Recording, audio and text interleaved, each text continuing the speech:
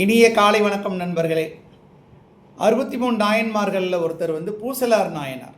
அவருடைய ஸ்பெஷாலிட்டி என்னன்னு பார்த்தீங்கன்னா, வசதி இல்லாதவர், மறையவர் குலம், ஆண்டவனுக்கு கோயில் கட்டணும்னு ஆசைப்படுறாரு. அதுக்காக பொருள் தேடுறாரு, பொருள் கிடைக்க மாட்டேங்குது. அதனால் என்ன பண்ணுறாரு, மனதிற்குள் கோயில் கட்டிக்கலாம், மானச பூஜை பண்ணலாம் அப்படின்னு சொல்லிட்டு ஒரு கோயில் கட்டுறாரு. அதில் சில சுவாரஸ்யமான பின்னணிகள் இருக்குது, அதை நான் உங்கள்கிட்ட பகிர்ந்து கொள்கிறேன். அதில் நம்ம சிவன் பற்றி நிறைய யோசிப்போம், அதுக்காக சொல்கிறேன். திருவள்ளூர் மாவட்டம் திருநின்ற ஊரில் அமைந்துள்ள அருள்மிகு இருதயாலீஸ்வரர் கோவில். அந்த கோயில் நாயன்மார்களில் ஒருவரான பூசலார் நாயனாரால் மனதிற்குள் கட்டப்பட்ட பெருமை பெற்ற சிவத்தலமாகும். மூலவர் பேர் இருதயாலீஸ்வரர். அப்படின்னா என்ன அர்த்தம்னா, மன ஆலய ஈஸ்வரர்னு அர்த்தம். அம்மன் மரகதாம்பிகை. அந்த பூசலார் நாயன் எல்லாமே நான் ஒரு சின்ன சுருக்கம் மாதிரி சொல்கிறேன், அப்புறம் நம்ம பாட்டுக்கு போகலாம், பெரிய புராணம் பாடலுக்கு போகலாம். சேக்கிலார் எழுதிய பெரிய புராண பாடல். பூசலார் நாயனார் பொருள் வசதி இல்லாததால் பூசலார் சிவபெருமானுக்கு தன் இதயத்திலேயே கோயில் கட்டி பூஜித்தார். அவரின் பக்திக்கு மெச்சிய சிவபெருமான், அதாவது இவர் கோயில் கட்டி பூஜிக்கிறாரு, அதுக்குன்னு சொல்லிட்டு சிவனை பிரதிஷ்டை செய்ய மனக்கோயிலில் யோசிச்சு பாருங்க, எவ்வளோ சுவாரஸ்யம் பாருங்களேன். தன்னுடைய மனக்கோயிலில் சிவபெருமானை பிரதிஷ்டை செய்வதற்கு பூசலார் நாயனார் ஒரு நாள் குறிக்கிறார். ஆனால் அதே நாள் காடவர்கோன் அப்படின்னு சொல்லிட்டு ஒரு ராஜா, அவர் அதே நாளை பெரும் பொருள் செலவு செய்து மிகப்பெரிய ஆலயம் ஒன்று எழுப்பி அவருக்கு சிவனை பிரதிஷ்டை செய்ய அவர் ஒரு நாள் குறிக்கிறார். ஆனால் எதிர்பாராதமாக 2 நாளும் ஒரே நாளாக அமைந்து போகிறது. இப்போ சிவபெருமான் தான் அதை முடிவு பண்ணணும். முடிவு அவர் கையில், இந்த கோயிலுக்கு போகிறதா அந்த கோயிலுக்கு போகிறதா அப்படின்னு. ஸோ இந்த பேக்ரவுண்டில் பாருங்கள், பொருள் வசதி இல்லாததால் பூசலார் சிவபெருமானுக்கு தன் இதயத்திலேயே கோயில் கட்டி பூஜித்தார்.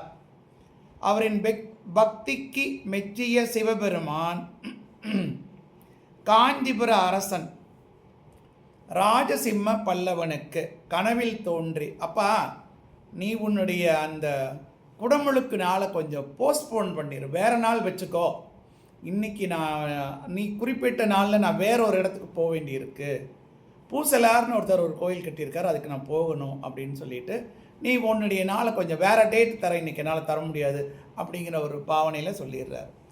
ஸோ அதாவது பூசலாரின் பக்திக்கு மெச்சிய சிவபெருமான் காஞ்சிபுர அரசன் ராஜசிம்ம பல்லவனுக்கு கனவில் தோன்றி, பூசலார் கோயிலின் குடமுழுக்கு நாளை, அதனால் அங்கு நான் செல்கிறேன், உனக்கு வேற ஒரு நாள் பார்த்துக்கோ அப்படின்னு சொன்னதாக இருக்குது. இதில் இன்னும் கொஞ்சம் விவரம் பின்னாடி பார்க்கலாம். இந்த கோயில் பற்றி சில நம்பிக்கைகள் இருக்குது, அதையும் சொல்லிடுறேன்.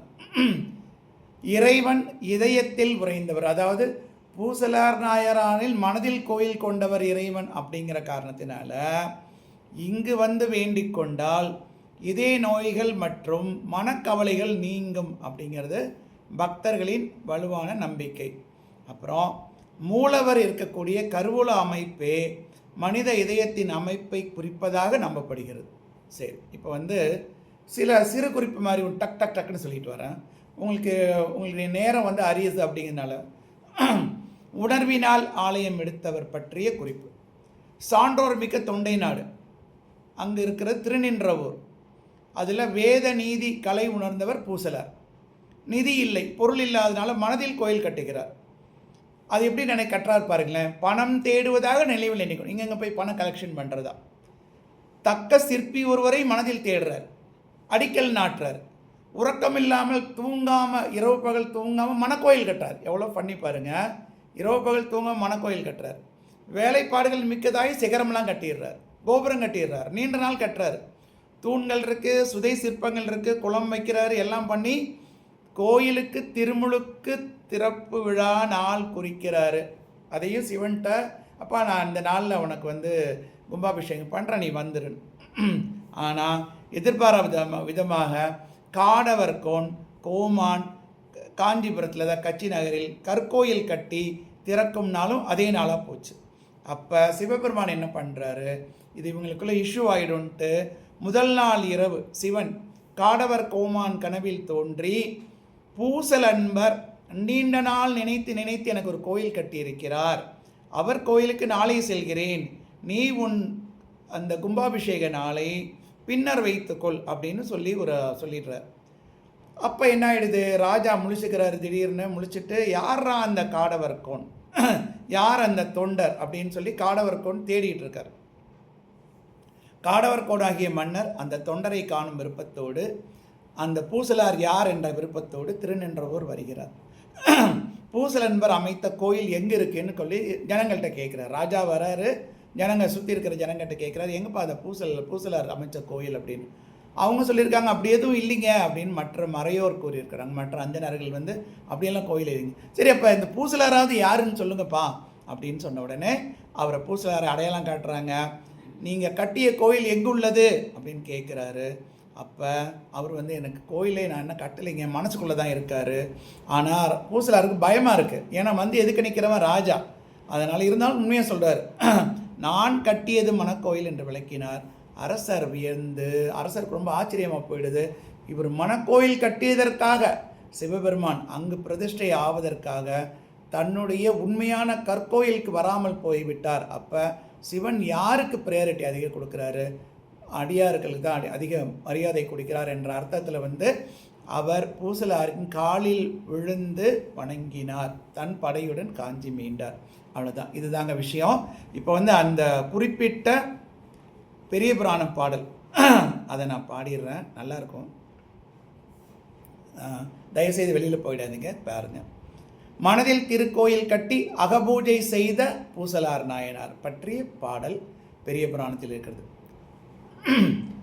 நின்ற ஊர் பூசல் அன்பன் நெடிது நாள் நினைந்து செய்த, நின்ற ஊர் பூசல் அன்பன் நெடிது நாள் நினைந்து செய்த, நன்று நீடு ஆலயத்து நாளை நாம் புகுவோம், நாளை நாம் புகுவோம்.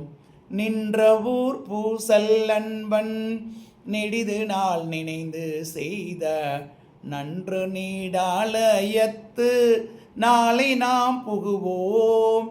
நீயும் இங்கு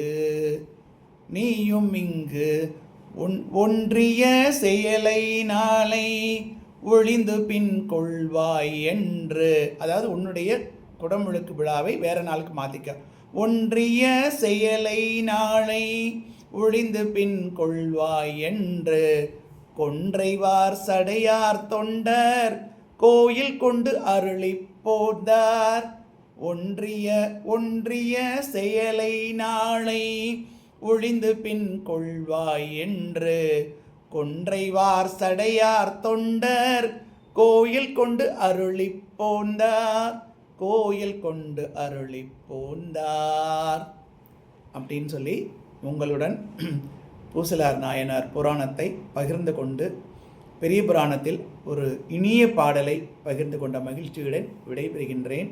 நன்றி, வணக்கம், வணக்கம், வணக்கம்.